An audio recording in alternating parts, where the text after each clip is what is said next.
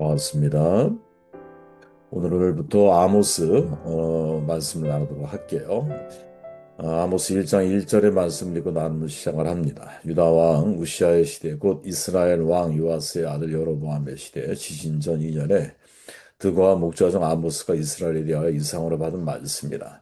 그가 이르되 여호와께서 시온에서부터 부르짖으시며 예루살렘에서부터 소리를 내시리니 목자의 초장이 마르고 갈멜산 꼭대기가 마르리로다. 예배와 공연을 함께 간다라는 제목으로 말씀을 나눌게요. 예언서는 서두에 보통 예언자의 활동하던 시기를 명시적으로 밝히죠.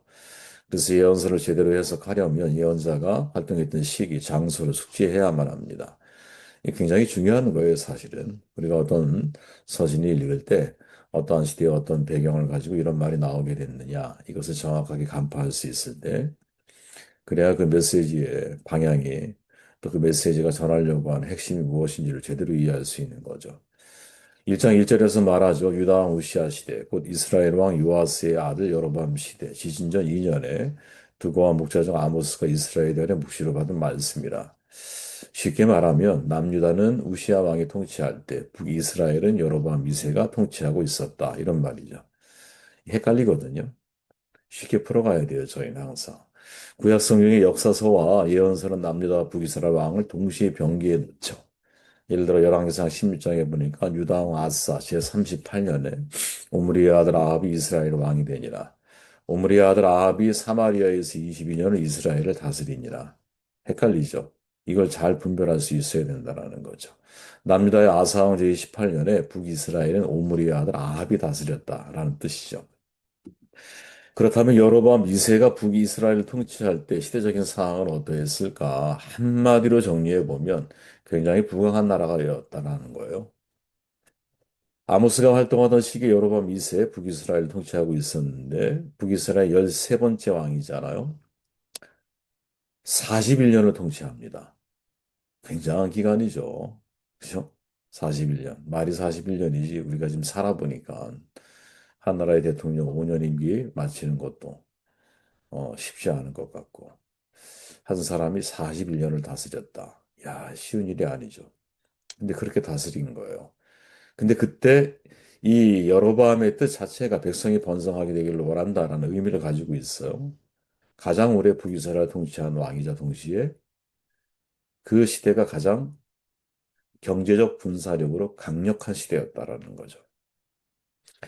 예를 들어 열왕기하 14장 25절에 보니까 여로보암 2세의 영토 확장에 대해서 소개하잖아요. 여로보암이 이스라엘 지경을 회복된 하맛 어기에서부터 아라바 바다까지 하였으니 이렇게 나오죠.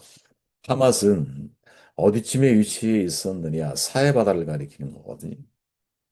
예전의 영광을 다 사실은 이 여로보암 시대의 지경을 넓혀가는 과정을 통해서 회복하고 있는 모습을 보여주고 있죠.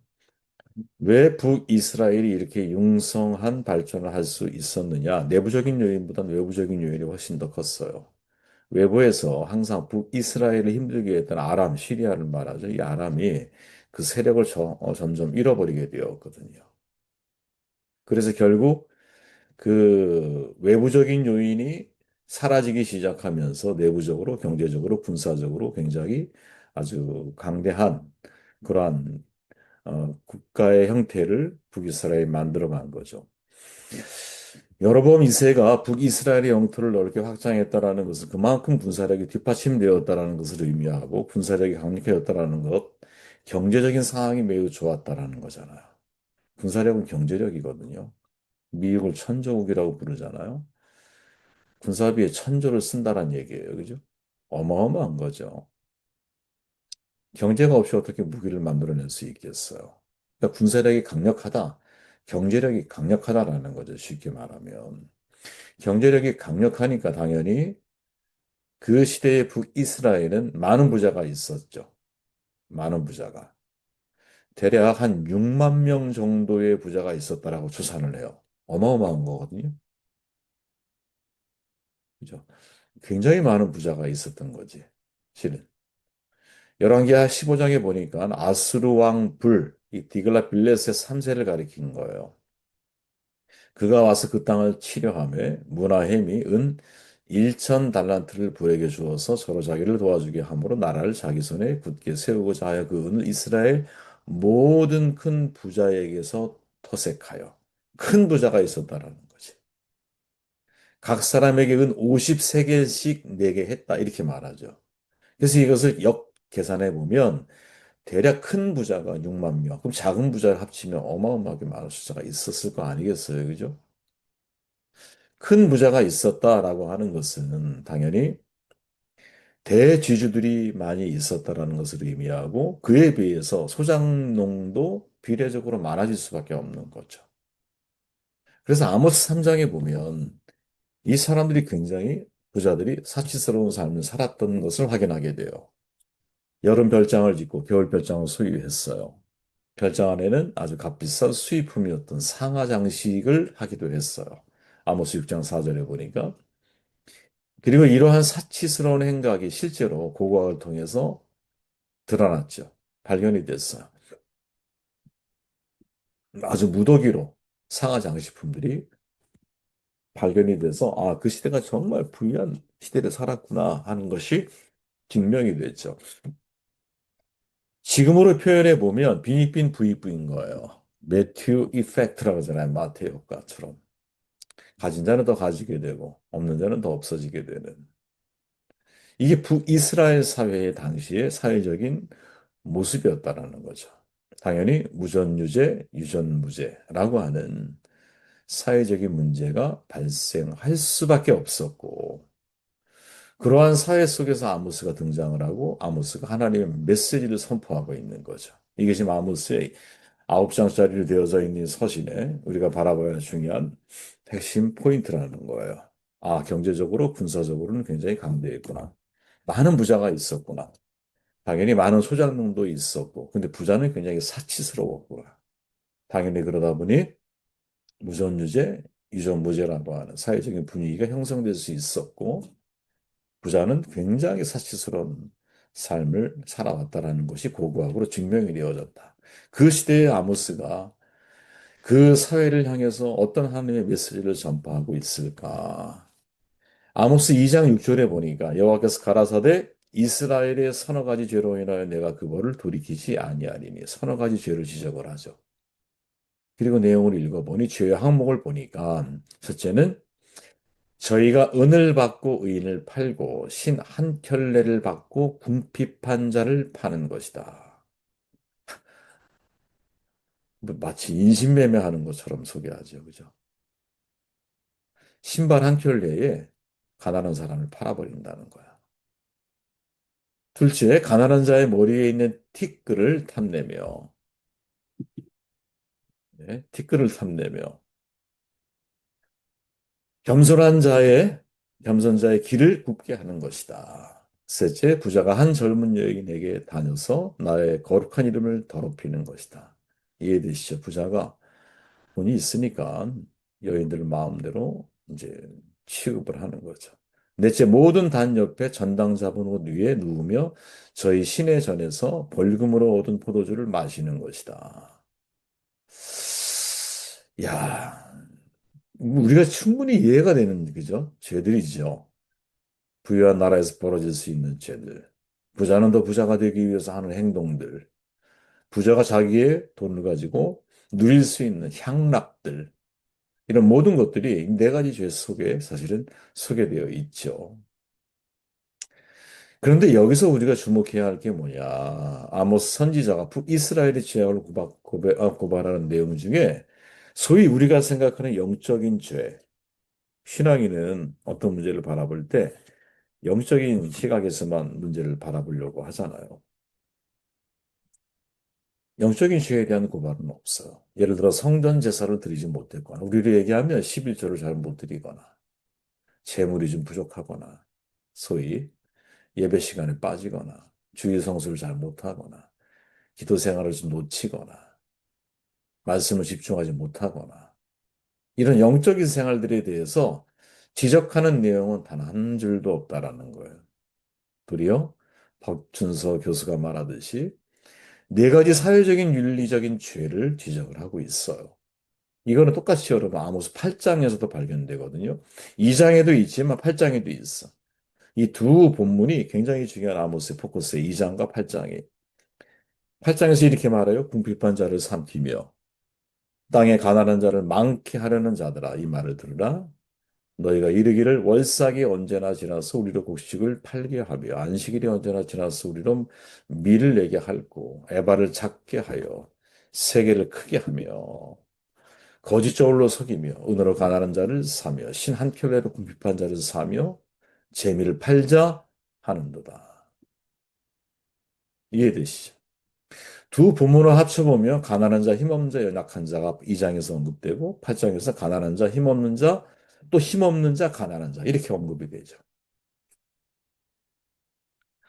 빈궁한 자, 궁핍한 자 이런 사람들을 신 한 켤레로 팔고 있는 사회. 그런데 중요한 건 뭐냐면 그런 사회적인 약자와 또 가난한 사람들에 대해서 사실은 가장 진지하게 바라봐야 할 사람들이 누구냐면 종교 지도자들이잖아요. 그런데 그 종교 지도자들은 이렇게 힘이 있고 부유하고 권력이 있는 사람들에 대해서 그들을 옹호하는 삶을 살아가고 있는 거죠. 8장 5절에 보니까 너희가 이르기를 월삭이 언제 지나서 우리가 식을 팔며 안식이 지나서 우리가 밀을 내게 할고 에바를 작게 하고 세계를 크게 하며 거짓 저울로 속이며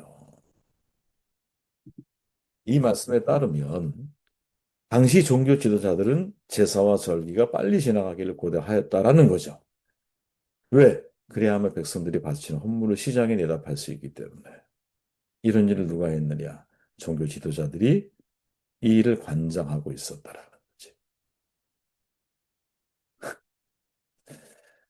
심지어는 여러분 하나님께 바친 물건을 그냥 팔지 않고 저울을 속여서 팔았다라고 말하는 거야.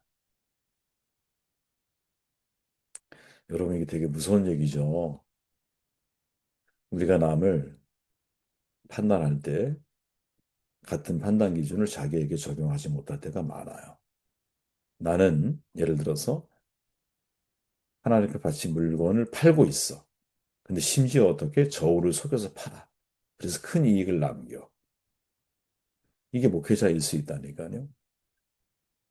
다른 사람에게 엄격한 기준을 적용을 하고, 다른 사람은 함부로 판단하고, 자기 자신은 내부적으로 아무것도 사실은 하지 않고, 오히려 병들고, 오히려 속이고, 오히려 거짓말하고, 그러고 있는데 자기 자신을 보지를 못해. 이게 여러분, 정말 자기 성찰이 얼마나 중요한 문제인지를 우리에게 고민하게 만드는. 북이스라엘의 외형적인 종교 회기는 매우 정상적으로 작동이 되고 있어요. 아모스 4장에 보니까 너희는 베델에 가서 범죄하면 길갈에 가서 죄를 더하며 아침마다 너희 희생을 3일마다 너희 11조를 드리며 누룩 넣은 것을 불사나 수은제로 드리며 낙제를 소리내어 광포하려무나 이스라엘 자손들아 이것이 너희의 기뻐하는 바니라 이는 주 여호와의 말씀이니라. 베델 길갈은 여러분 북이스라엘의 백성들의 제사를 어, 드렸던 제2의 중심지였죠, 거기가. 왜 거기 성전 같은 것들을 만들어 놓았습니까? 북이스라엘 백성들은 여러분 아침마다 3일마다 아주 그냥 그들이 원하는 모든 것들, 종교 지도자들이 말하는 모든 것들을 다 잘 행해. 그런데 어떻게?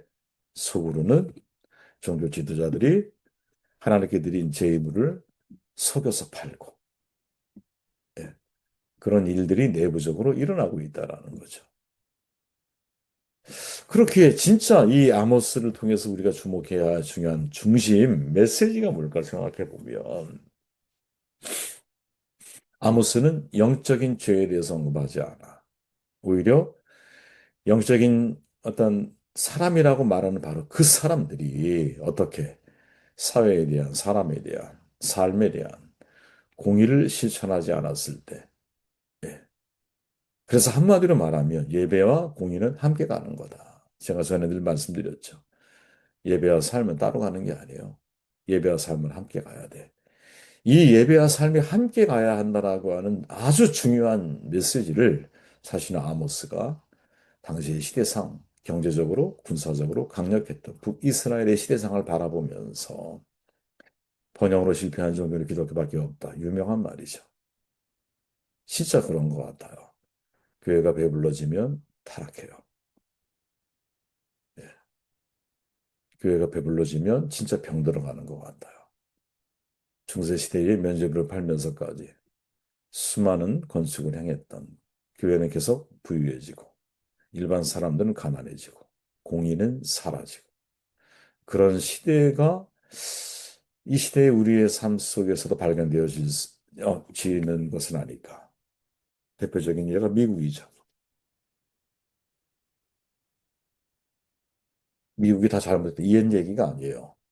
미국이 세계 최강대국이 되면서 과연 교회는 미국 사회를 향해서 어떤 메시지를 내고 있는가를 들어보면 우리가 과연 미국 교회를 따라갈 건가?